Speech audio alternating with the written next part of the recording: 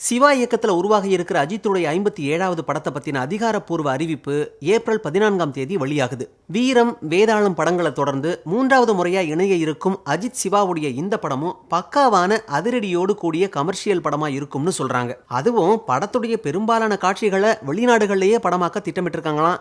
இதுக்கான லொக்கேஷன் தேர்வு கிட்டத்தட்ட முடிஞ்சிட்டதாகவும் பேசிக்கிறாங்க. அஜித் நடிப்பில் வெளியான பில்லா, பில்லா 2 உள்ளிட்ட சில படங்களை வெளிநாடுகளில் படமாக்கி இருந்தாங்க. அது மட்டும் இல்லாமல் அஜித் கோட் சூட் போட்டுக்கிட்டே பல படங்களில் நடிச்சிருந்தார்.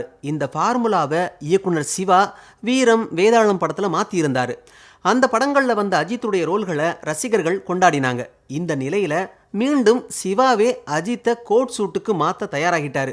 எப்படியோ அஜித்துடைய 57வது படமும் ரசிகர்களுக்கு சரியான விருந்தா அமையும்னு சொல்கிறாங்க.